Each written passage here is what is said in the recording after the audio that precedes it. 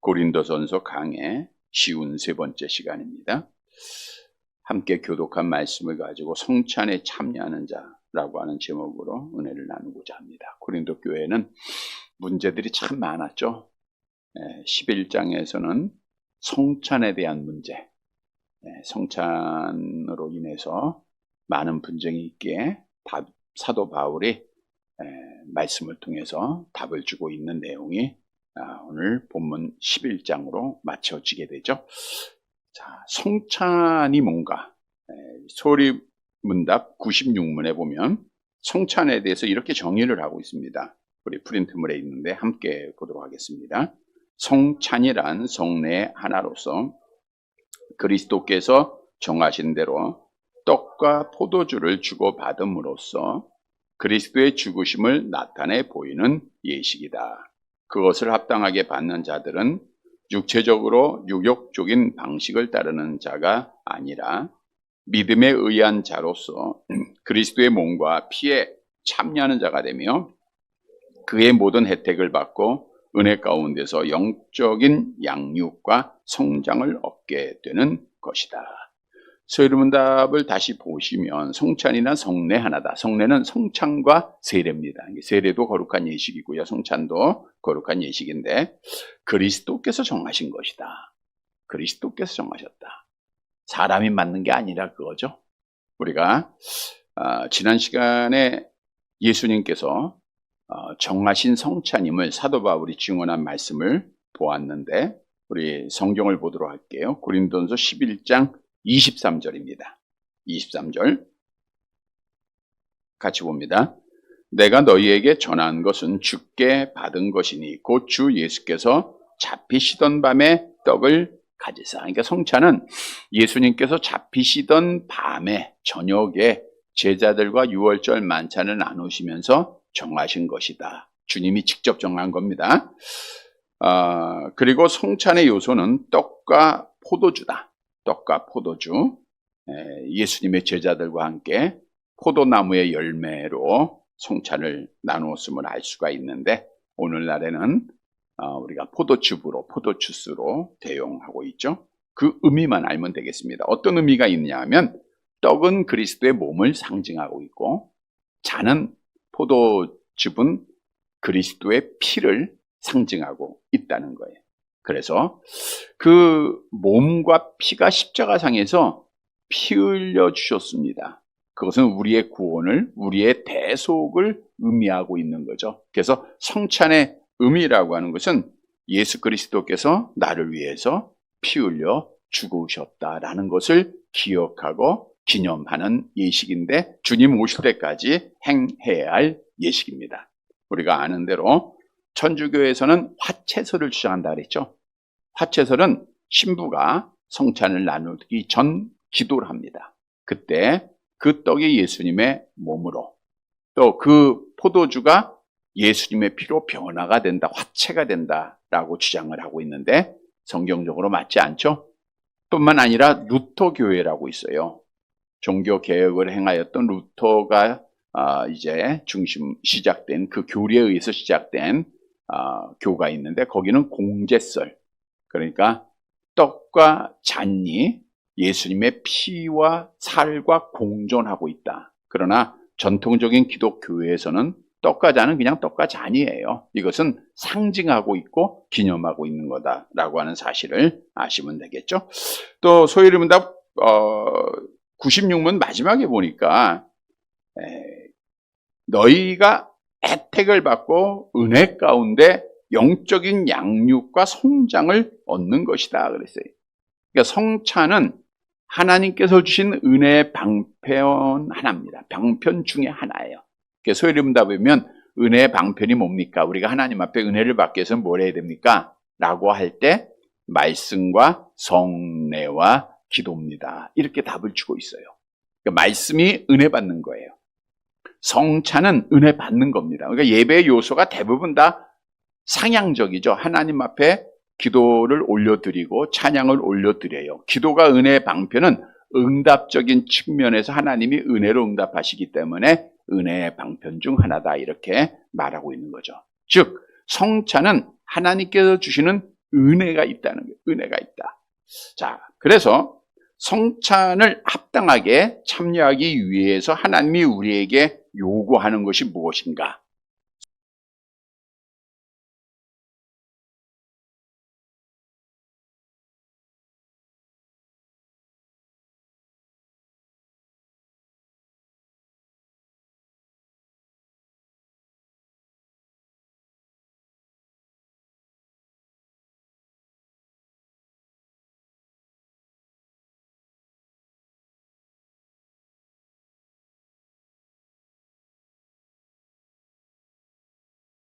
소유하는 것은 결국 자신에게 임하는 심판을 먹고 마시는 것이기 때문이다. 그러니까 성찬을 합당하게 참여하고자 하나님이 요구하는 게 있어요. 그것은 주의 몸을 분간하는 지식, 그리스도를 먹고 마시는 그들의 믿음, 회개와 사랑과 새로운 복종에 대한 자신을 살피는 것. 이게 합당하게 하나님이 요구하는 거예요. 만일 그렇지 않으면 결국 심판을 먹고 마시는 것이다. 오늘 설교를 통해서 왜 성찬이 잘못되었을 때 하나님의 심판이 있는가에 대해서 구체적으로 언급해주고 있죠. 자, 성찬을 참여한다. 오늘 설교 제목인데 어떻게 우리가 참여할 것인가? 오늘 답을 주고 있어요. 근데 성찬은 꼭 성찬식만 말하는 건 아니에요. 우리가 초대교회 때는 예배를 드릴 때 먼저 뭐 했다 그랬어요? 음식을 나눕니다.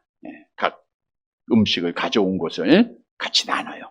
그리고 그것이 바로 성찬으로 이어지고 그 다음에 찬송하고 기도하고 하나님 앞에 말씀 듣고 예배 드리는 형식으로 계속 이어진 거예요. 그러니까 성찬이라는 것은 결국 예배의 중심이고요. 예배를 의미하기도 하죠. 말씀을 드린 대로 우리가 지금 성찬은 행하지 않지만 성찬의 의미와 요소는 예배를 통해서 우리가 다 가지고 있다는 거예요. 그래서 오늘 성찬에 참여하는 자, 이 제목은 어떻게 보면 예배에 참여하는 자, 우리가 하나님 앞에 영광을 돌리고 또 말씀을 통해서 은혜 받기 위해서는 우리가 어떻게 해야 될 것인가에 대한 교훈을 주고 있다는 거죠. 그래서 꼭 성찬식만 이렇게 해야 되는 게 아니라 하나님 앞에 나올 때마다, 하나님 앞에 예배 드릴 때마다 이렇게 해야 된다라고 하는 교훈을 얻어서 우리 하나님을 기쁘시게 해드리고 하나님의 마음에 합한 자들이 되고 그리고 하나님께서 주시는 은혜를 받는 사랑하는 자들이 되시기를 간절히 바랍니다. 첫째 대지로 하나됨으로 성찬에 참여해야 돼요. 성찬은 하나가 돼서 참여해야 됩니다. 본문 27절 말씀 보도록 할게요. 27절 같이 봅니다. 그러므로 누구든지 주의 떡이나 잔을 합당하지 않게 먹고 마시는 자는 주의 몸과 피에 대하여 죄를 짓는 것입니다. 여기서 합당하지 않게 마시는 자, 이 단어를 보면 합당하지 않다라는 것은 동등하지 않다라는 뜻입니다. 즉 하나가 되지 못했다 그 뜻이에요. 고린도 교인들이 잘못된 성찬을 위해서 이미 사도 바울이 언급을 했죠. 부자들이 먼저 자기들이 가져온 음식 자기들끼리 먼저 먹고 취하고, 그리고 가난한 자들이 만찬에 참여하지 못하고 성찬은 그냥 흐지부지 이렇게 되는 거예요. 그러니까 하나 되지 못함으로 성찬이 이루어졌기에 사도 바울이 제일 먼저 권면하는 것은 합당하지 않게 성찬을 나누는 것은 죄다라는 거예요. 주의 몸과 피에 대하여 죄를 짓는 것이다. 주의 몸과 피, 예수님의 살들을 우리가 기념하는 떡을 나누고 피를 기념하는 잔을 나누면서 하나가 되지 못하면 그거는 하나님 앞에 죄를 짓는 거다라고 언급을 하고 있는 거예요. 사도 바울은 이미 우상 제물에 대한 교훈을 주면서 자, 우상의 제물을 먹어야 된다, 먹지 말아야 된다, 이 일로 인하여 고린도 교회가 분쟁이 있었다 그랬죠. 그때 그런 말씀을 했어요. 고린도전서 8장 12절 우리 성경을 찾아볼게요. 고린도전서 8장 12절 함께 봅니다. 이같이 너희가 형제에게 죄를 지어 그 약한 양심을 상하게 하는 것이 곧 그리스도에게 죄를 짓는 것이니라. 안 찾아도 될 것 같아요. 앞에 화면에 아마 보이는 것 같은데 우리 광수가 열심히 준비해가지고 지금 방송에도 말씀이 다 뜨고 앞에 화면에도 뜹니다. 거기에 보면 형제에게 죄를 지어 그 약한 양심을 상하게 하는 것이 그리스도에게 죄를 짓는 것이다. 자, 이 말은 뭐냐면 내가 자유를 가지고 우상의 재물을 먹어요. 먹을 수 있다 그랬죠. 자유로우니까. 근데 그것으로 인하여 다른 형제들이 실족함을 당하고 시험을 당하면 누구한테 죄를 짓는 거예요? 그리스도에게 죄를 짓는 거예요.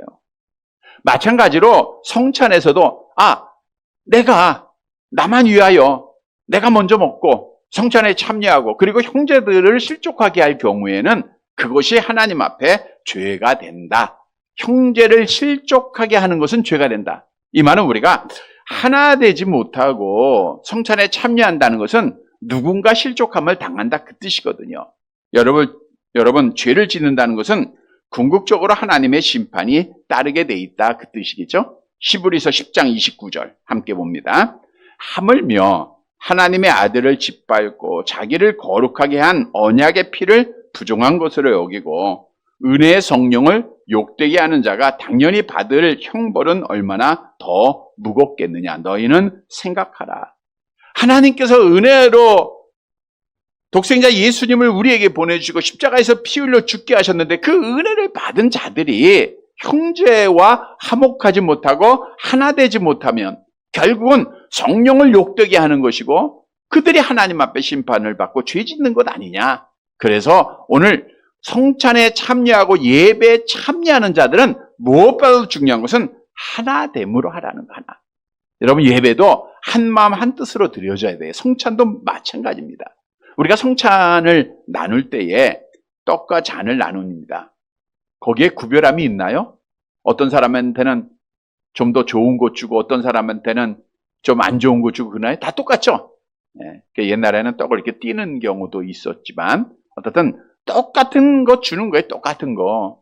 또 우리가 떡과 잔을 나눈다고 하는 성찬의 그 의미는 우리는 하나다라고 하는 의미가 있어요. 그 영어에도 성찬을 Holy Communion 이르는데 이 말은 거룩한 교제. 우리는 하나님 안에서 거룩한 교제를 나누고 있다 그거예요. 그런데 우리가 이 거룩한 예식을 행하면서 하나 되지 못하고 마음에 분쟁이 있고 미움이 있고 이렇게 하면 하나님 앞에 죄를 짓는 거다라고 오늘 본문은 우리에게 말씀해 주고 있어요. 그래서 우리는 예배 드릴 때나 성찬에 참여할 때나 하나가 꼭 돼야 돼요. 이런 성도들이 되시길 바랍니다. 여러분 하나님은 우리를 한 몸으로 부르셨다라고 성경은 많이 말씀하죠. 로마서 12장 5절 한번 볼까요? 같이 봅니다. 우리 많은 사람이 그리스도 안에서 한 몸이 되어 서로 지체가 되었느니라. 한 몸이 되어 서로 지체가 되었다 그랬잖아요. 여러 번 말씀드린 대로 같은 어머니 뱃속에서 나온 자녀들도 하나가 안 된다 그러잖아요. 근데 우리는 다 다르잖아요. 다른 부모님을 다 가지고 있고 배경이 다르고 자라온 환경도 다르고 배운 것도 다르고 가진 것도 다르고 건강도 다 달라요. 모양새도 다르고 똑같은 분이 하나도 없어요. 근데 이게 하나가 된다는 게 기적이죠. 우리는 성찬을 통해서 그리스도의 피로 하나 된 형제들이다. 한 몸이다. 성경은 그렇게 말씀하고 있어요. 너희는 그리스도의 몸이다. 고린도서 12장 27절에도 말씀하죠. 너희가 몸이다. 그러니까 우리는 하나가 돼야 돼. 여러분 몸이 하나가 되지 못하면 그 몸은 온전한 몸이 아니죠. 그래서 우리를 하나님이 한 지체로 한 몸으로 부르신 것은 에베소서 4장 12절 말씀 함께 볼게요. 이는 성도를 온전하게 하여 봉사의 일을 하게 하며 그리스도의 몸을 세우려 하심이라. 성도를 온전하게 하고 그러니까 우리가 부족하다는 거예요. 다. 우리가 온전한 사람이 하나도 없어요. 다 여러 가지로 부족한 모습들이 있습니다. 그것을 온전하게 한다는 건 뭐예요? 서로 관절이 어긋나고 서로 부족한 구멍들이 있으면 그걸 채워가는 거예요. 서로 도와가는 거예요. 그게 교회예요. 그게 성찬입니다. 그게 예배입니다. 우리가 부족한 거 보이고 잘못된 거 보이면 서로 비난하고 판단하고 정죄하는 고린도 교회가 그렇잖아요. 자기의 기준 속에서 많이 판단하다 보니까 분쟁이 많이 일어나잖아요. 그래서 우리는 무엇보다도 누구든지 약점이 있고 장점이 있어요. 온전한 사람은 하나도 없기 때문입니다. 그걸 보고 다른 사람이 좀 기도가 부족하면 저 사람이 기도 안 해 이렇게 할 것이 아니라 내가 그 사람을 위해서 어떻게 하면 돼요? 기도해 주면 돼요. 왜 저 사람 봉사 안 할까? 판단하기에 앞서서 내가 먼저 봉사를 하면 되는 거예요. 왜 저 사람은 저렇게 될까? 라고 판단하기에 앞서 내가 그 사람의 부족함을 채워주는 거예요. 저 사람 인사 안 할까? 내가 먼저 인사하면 되겠죠? 이렇게 서로의 어긋난 것, 부족한 것이 채워질 때 우리가 온전함이 되고 하나가 되고 하나님께 영광이 되는 거예요. 그래서 성경도 마태복음 18장 18절을 볼까요? 같이 봅니다. 진실로 너희에게 이르노니 무엇이든지 너희가 땅에서 매면 하늘에서도 매일 것이요 무엇이든지 땅에서 풀면 하늘에서도 풀리라 그랬어요.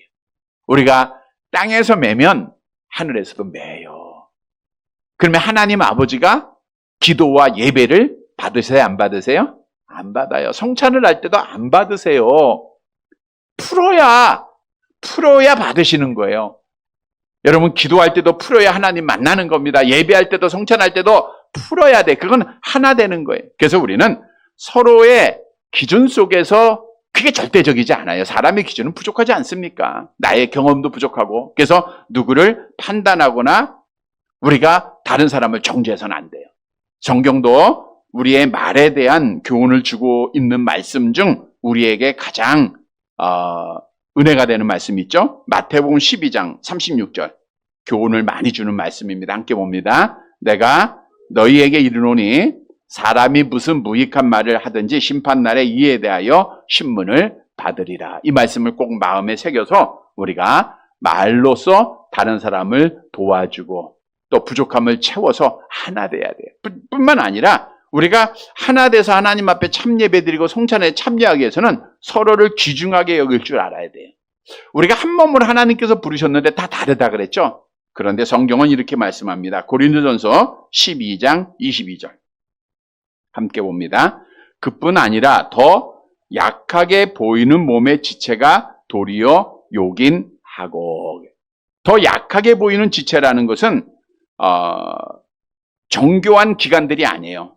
심장이나 폐, 간 등과 같이 쉽게 눈에 뜨지 않는 기관을 말하고 있는 거예요. 우리 안에 있는, 내장대에 있는, 눈에 안 보이잖아요. 약하다라는 것은 아주 가치가 없다 이런 뜻이 아니라 눈에 보이지 않는, 약하게 보이는. 그런데 그것이 더 귀하다. 온전한 몸을 이루어 가는 겁니다. 외적인 것도 마찬가지예요. 우리 지체 중에 귀하지 않은 것이 하나도 없습니다. 새끼발가락이 참 없어도 될 것 같죠? 근데 그게 없으면요, 길을 걸어서 방향을 바꾸는데 어려움을 겪어요. 우리에게 필요하지 않는 몸이 하나도 없다는 거예요. 그래서 성경은 우리가 하나 되기 위해서 로마서 15장 1절에 이렇게 교훈을 하고 있어요. 함께 봅니다. 믿음이 강한 우리는 마땅히 믿음이 약한 자의 약점을 담당하고 자기를 기쁘게 하지 아니할 것이라. 믿음이 약한 자의 약점을 어떻게 해라? 담당해. 그럼 우리가 하나가 되잖아요. 온전하게 되는 거예요. 그러면 하나님 앞에 참예배가 되는 거예요. 그래서 갈라디아서 6장 2절에도 함께 볼게요. 너희는 짐을 서로 져야 돼요. 우리가 서로 져야죠. 서로 짐을 지우게 해서는 안 돼요. 내가 저 사람한테 짐이 돼서는 안 되고 짐을 서로 지고 나눠줘야 돼. 그래서 우리는 나가 아니라 다른 사람의 유익을 위해서 생활하라 그랬죠. 여러분, 초대교회에 예루살렘에 세워졌던 그 교회는 정말 온전한 교회의 모습의 모범이 되고 있어요. 그들은 먼저 어떻게 했어요? 사도행전 2장에 보니까 다 함께 모여서 물건을 서로 통용하고 재산과 소유를 팔아 각 사람에게 필요를 따라 나눠주고 마음을 같이 하고 성전에 모여서 떡을 떼고 이게 만찬을 함께 나눴던 거예요. 하나 돼서 나눈 거예요. 하나 돼서. 그래서 하나 돼서 하나님을 찬미하고 그랬더니 그 결과가 어떻게 돼요? 사도행전 2장 47절 함께 봅니다. 하나님을 찬미하며 또 온 백성에게 칭송을 받으니 주께서 구원받는 사람을 날마다 더하게 하시고. 우리가 하나 돼서 하나님 앞에 예배드리고 하나 돼서 하나님 앞에 성찬할 때 하나님께서 구원받는 사람을 날마다 더하게 하신다라고 성경은 약속하고 있습니다. 그래서 우리는 하나가 돼야 돼요.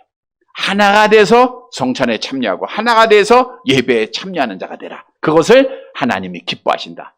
만일 우리가 하나가 되지 못하면 우리는 하나님 앞에 죄 짓는 거다. 오늘 본문이 분명히 말씀하고 있죠.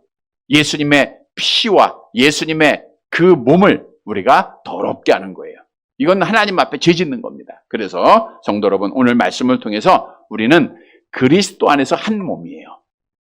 이 사실을 다시 한번 깨닫고 우리는 하나됨으로 하나님 앞에 나와서 기도하고 예배드리고 한 마음으로 하나님 앞에 하나 되어 성찬에 참여해서 우리 하나님께 영광을 돌리고 또 하나님께서 주시는 은혜를 받는 사랑하는 성도들이 되시기를 간절히 바랍니다. 두 번째로는 죄를 버리고 성찬에 참여해야 돼요. 죄가 있으면 안 됩니다. 본문 28절 말씀을 볼게요. 같이 봅니다. 사람이 자기를 살피고 그 후에야 이 떡을 먹고 이 잔을 마실지니. 먼저는 하나가 돼야 돼요. 그리고 나서 또 해야 할 일은 자기를 살펴야 돼요. 여기서 살핀다라고 하는 것은 검사하다, 시험하다. 내가 무슨 옷을 입었는가, 어떤 화려한 옷을, 이거 살피라는 거 아니에요. 내 안을 살펴보는 거예요. 내가 순전한지, 내가 거룩한 성찬에 참여함에 부끄러움이 없는지 자기 자신을 살펴보라는 거예요. 여러분, 성찬의 예식은 우리 예수님의 피와 예수님의 살을 기념하는 거예요.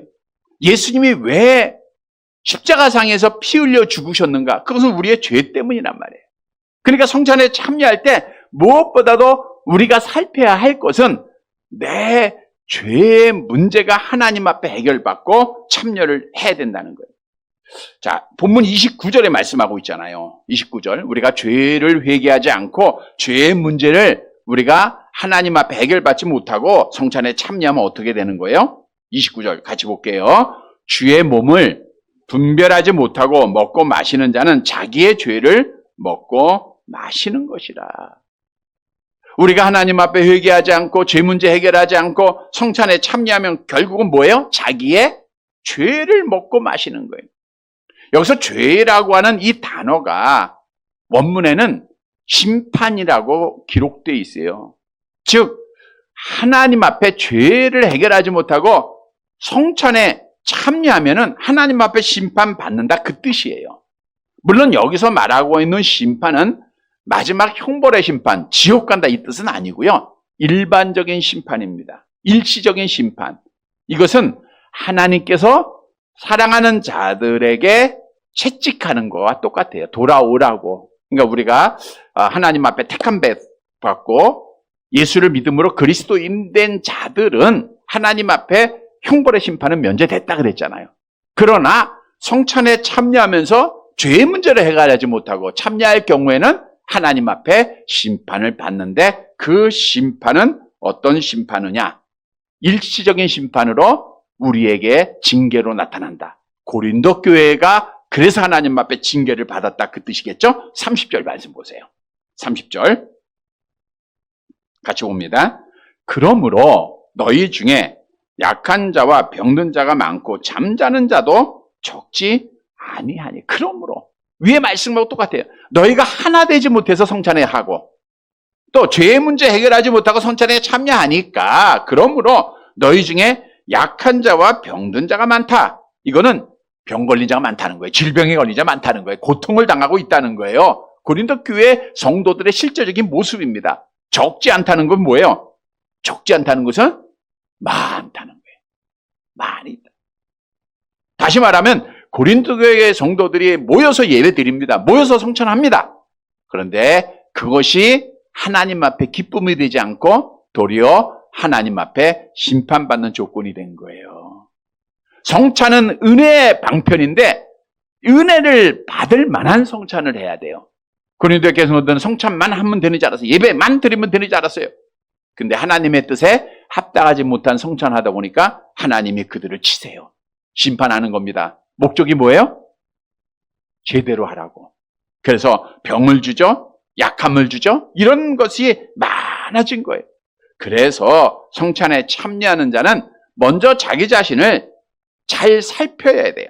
자, 31절 말씀 같이 봅니다.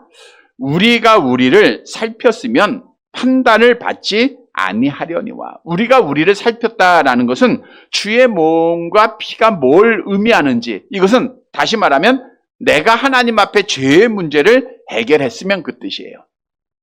자, 죄는 저 사람이 회개 안 했어. 우리가 판단할 수 있어요, 없어요? 못하는 거예요. 하나님과 그 사람과의 1대1의 관계입니다. 저 사람 회개 안 한 것 같아. 회개한 사람이 왜 저래? 그거는 우리의 판단이고요. 우리가 살폈으면, 우리가 하나님 앞에 회개했으면 다른 사람한테 판단 받아야 안 받아요? 판단을 받지 않아요. 하나님 앞에도 판단받지 않습니다. 하나님이 징계하지 않아요. 회개하고 돌아올 때 하나님이 우리의 죄를 따지지 않는다 그랬잖아요, 성경에. 내가 너 죄를 기억하지 않고 동이서에서 먹은 것처럼 멀리 던져버렸다 그랬잖아요. 그래서 우리가 회개했으면 판단을 받지 않아요. 근데 왜 판단을 받아서 하나님 앞에 매를 맞고 징계를 받아서 아픔을 당하느냐? 32절 보세요. 32절 함께 봅니다. 우리가 판단을 받는 것은 주의 징계를 받는 것이니 이는 우리로 세상과 함께 정죄함을 받지 않게 하려 하심이라. 얼마나 귀한 말씀이에요. 잘 보세요. 우리가 판단을 받는 것, 지금 성찬을 잘못 행해서 하나 되지 못하고 죄를 문제를 해결하지 못하고 막 성찬에 참여하다가 하나님 앞에 판단받았다 그랬죠? 징계 채찍 맞았다 그랬죠? 병 걸렸다 그랬죠? 괴로움을 당한다 그랬죠? 육신적으로 약해졌다 그랬죠? 그것은 누구한테 징계받는 거예요? 죽게 징계를 받는 거예요. 죽게 징계받는 거예요. 여러분, 죽게 징계받는다는 거 주님이 사랑하시기 때문에 잘못했을 때 바른 길로 돌아오고는 목적에서 하나님이 하나님의 사랑하는 자들에게 주시는 거예요. 잠언서 3장 12절 함께 봅니다.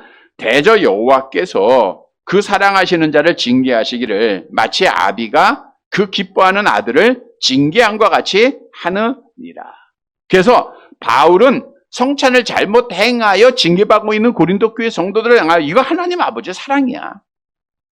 너희 하나님 앞에 사랑이니까 이거 경히 여기지 말고 온전한 성찬의 의식으로 온전한 예배하는 자로 돌아오라는 거예요. 히브리서 12장 11절 함께 봅니다. 무릇 징계가 당시에는 즐거워 보이지 않고 슬퍼 보이나 후에 그로 말미암아 연단받은 자들은 의와 평강의 열매를 맺느니라.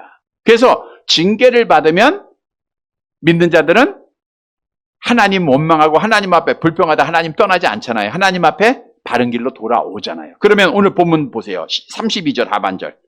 32절 하반절. 우리가 이렇게 징계를 받는 것이니 이는 징계를 받음으로 바로 돌아오니까 우리로 세상과 함께 정죄함을 받지 않게 하려 함이라. 여기서 세상은 누구예요? 하나님 모르는 자들.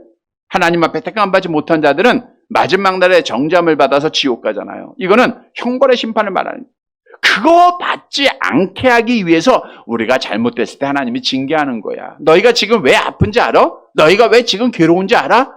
너희가 성찬을 바로 하지 않아서 그래. 죄의 문제를 해결하지 않았기 때문에 그래. 그래서 징계받은 것 하나님의 사랑인 것을 알고 주께서 주시는 표인 줄 알고 회개하고 돌아와. 그리고 회개함으로 너희가 성찬에 참여해야 된다라고 하는 귀한 교훈을 주고 있는 겁니다. 그래서 우리가 성찬 예식 광고가 나가면 본래 일주일 전에 하게 돼 있어요. 일주일 전에 다음 주일에 성찬 예식을 합니다 하면 한 주간 동안 우리가 성찬을 준비하는데 뭐 하면서 준비해야 돼요? 회개하면서 준비하는 거예요. 내 죄를 하나님 앞에 버리고 준비하는 거예요. 왜? 이 성찬을 잘 참여하면 복이에요. 은혜가 됩니다. 근데 잘못하게 되면 어떻게 돼? 고린도 교회 성도들처럼 매 맞는 게 돼요. 도리어 징계받는 거 돼요. 좋은 것이 나쁜 게 되는 거예요. 그래서 우리는 하나님 앞에 날마다 죄를 회개함으로 성찬에 참여하고 예배에 참여하는 자가 되어야 됩니다. 우리가 잘 아는 대로 죄라고 하는 것은 하나님과 우리 사이를 가로막는 거라 그랬죠. 이사야서 59장 2절 함께 봅니다. 오직 너희 죄악이 너희와 너희 하나님 사이를 갈라놓았고 너희 죄가 그의 얼굴을 가리어서 너희에게서 듣지 않으시게 하면. 그러니까 죄가 있으니까 하나님을 못 만나잖아요. 그러니까 하나님 앞에 복을 못 받죠. 기도 응답도 안 되고 예배도 상달이 안 되고 성찬을 통해서도 그 좋은 성찬을 통해서 은혜를 못 받잖아요. 죄의 문제입니다. 그래서 우리는 하나님 앞에 죄를 회개하라. 죄를 없이 하는 방법은 회개밖에 없어요. 암송해 볼까요? 만일 우리가 우리 죄를 자박하면 저는 미쁘시고 의로우사 우리 죄를 사하시면 모든 불의에서 우리를 깨끗하게 하실 거예요. 모든 죄를 다 용서하세요. 암송합니다. 그러므로 너희가 회개하고 돌이켜 너희 죄 없이 함을 받으라. 이같이 하면 새롭게 되는 날이 주 앞으로부터 이를 것이요. 그래서 우리는 늘 내 자신을 돌아보면서 하나님 나와야 돼. 하나님 전에 나와야 돼요. 주일에 예배 드릴 때, 성찬 예할 때 항상 우리를 돌아봐야 돼. 그 돌아보는 게 뭐예요? 죄입니다. 그래서 예배도 우리가 좀 일찍 와서 회개 기도 드리고, 물론 집에서 다 드리고 오는 자도 있겠지만 예배를 준비하고 우리가 회개하는 것이 중요해요. 자, 고린도후서 13장 5절 함께 봅니다. 너희는 믿음 안에 있는가 너희 자신을 시험하고 너희 자신을 확증하라. 예수 그리스도께서 너희 안에 계신 줄을 너희가 스스로 알지 못하느냐. 그렇지 않으면 너희는 버림받은 자니라. 성도 여러분, 오늘 고린도 교회 성도들이 그 좋은 성찬을 통해서 은혜를 받아야 되는데 징계를 받고 있어요. 왜냐? 회개하지 않고 죄 가지고 성찬에 참여했기 때문이라는 거예요. 그래서 우리도 날마다 회개하고 우리 하나님 앞에 나와서 예배드리고, 그래서 하나님 앞에 성찬에 참여해서 하나님 앞에 복을 받는 사랑하는 성도들이 되시기를 간절히 바랍니다. 세 번째, 성찬은 인내함으로 참여해야 돼. 인내함으로. 33절 말씀 볼게요. 33절 같이 봅니다. 그런즉 내 형제들아 먹으러 모일 때 서로 기다려라. 여기서 먹으러 모인 것은 만찬과 성찬을 같이 의미하고 있는 거예요. 당시 초대교회에는 만찬과 성찬이 같이 이루어졌다 그랬잖아요. 만찬이 이루어지고 바로 성찬이 이루어졌기 때문에 예수님도 마찬가지입니다. 6월절 만찬을 나누시고 바로 성찬이에요. 그래서 먹으러 모일 때 이 말은 예배를 말하고 있는, 그러니까 예배, 그리고 예배가 이어지는 거니까 예배를 말하고 성찬을 말하고 있는 겁니다. 형제들아, 앞에서 언급한 대로 우리는 예수님의 사랑으로 하나 된 한 가족이다. 영적 형제들이다 라고 말하고 있고요. 너희가 먹으러 모일 때, 하나님 앞에 성찬하러 모일 때, 예배하러 모일 때 서로 기다리라. 그러니까 바울이 이제 권면하는 거예요. 너희가 하나가 돼야 되고 죄의 문제 해결해야 되고, 그리고 기다릴 줄 알아야 돼. 기다릴 줄 알아. 앞에서 언급받은 드린 대로 부자들은 기다렸어요? 안 기다렸어요? 안 기다리잖아요. 그러니까 자기들만 먼저 좋은 거 먼저 다 먹고 서로 막 취해버린단 말이에요. 고린도서 우리 11장 21절 말씀 볼게요. 11장 21절 같이 볼게요. 이는 먹을 때 각각 자기의 만찬을 먼저 갖다 먹음으로 어떤 사람은 시장하고 어떤 사람은 취함이라. 어떤 사람이 시장해요? 늦게 온 사람, 가난한 자들은 시장한 거예요. 그리고 어떤 사람은 취해요? 먼저 먹은 사람은 다 취해버리는 거예요. 나중에 온 사람은 먹지. 그러니까 성찬이 안 이루어진 거죠. 그러니까 기다리라 라고 권면하면서 34절 말씀 함께 봅니다. 만일 누구든지 시장하거든 집에서 먹을지니 이는 너희의 모임이 판단받는 모임이 되지 않게 하려 함이라. 그 밖의 일들은 내가 언제든지 갈 때 바로 시장하거든 집에서 먹고 와라. 좀 약한 자들, 가난한 자들과 함께 그들을 기다릴 수가 없다고 하면, 정말 기다리는 시간에 배고파서 너무 시장해서 참을 수 없다면 집에서 먹고 오라는 거예요. 집에서 먹고 오면 그 사람을 기다릴 수 있잖아요. 하나 돼서 참여할 수 있잖아요. 그래서 너희가 집에서 먹고 와서 모임이 판단받는 모임이 되지 않으니까 하나님 앞에 심판받는 모임이 돼서는 안 된다는 거예요. 이게 기다려야 된다는 거예요. 그래서 오늘 본문의 말씀은 우리가 성찬에 참여하는 자는 인내해야 돼. 인내. 여러분, 기독교 신앙은 인내하는 겁니다. 인내. 야, 인내해도 참 오랫동안 하죠? 네? 우리가 정말 수십 년, 70년, 80년, 90년까지 있는데 또 인내해야 돼. 언제까지 인내해야 돼요? 마지막까지 인내하는 거예요. 마지막까지 믿음 지키고 참는 거예요. 그게 기독교 신앙입니다. 내가 지금까지 열심히 예배 드렸으니까 이제는 좀 안 드려도 돼. 지금은 좀 쉬어도 되겠지. 이건 잘못된 거예요. 예배는 계속 드려야 돼요. 성찬도 인내함으로 계속해서 해야 돼요. 우리 신앙의 만족은 마지막까지 해야 돼요. 하나님 앞에 설 때까지 하는 겁니다. 그래서 인내함으로 믿음을 잘 지켜야 돼요. 성경도 우리에게 말씀하고 있죠. 시편 37편 7절 함께 봅니다. 여호와 앞에 잠잠하고 참고 기다리라. 다니엘서 12장 13절 보니까 너는 가서 마지막을 기다려야 합니다. 마지막까지 우리가 인내해야 됩니다. 히브리서 10장 36절 함께 봅니다. 너희에게 인내가 필요함은 너희가 하나님의 뜻을 행한 후에 약속하신 것을 받기 위함이라. 여러분, 성찬 예배 다 인내입니다. 마지막까지 해야 돼요. 마지막까지. 오늘날 빨리빨리 하다 보니까 예배도 참 많이 빨라졌어요. 어떤 교회는 지금도 2시간, 3시간 예배 드린다고 하는데, 그러면 놀라겠죠? 우리가 정말 인내해야 돼요. 예배 드릴 때도 인내해야 되고요. 성찬할 때도 인내해야 됩니다. 마지막까지 참여해야 됩니다.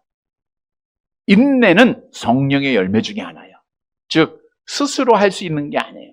우리 성령의 충만하심을 받고 끝까지 참여해야 돼요. 끝까지 성찬해야 되고 끝까지 예배 드려야 돼요. 그래야 하나님 앞에 그게 은혜가 됩니다.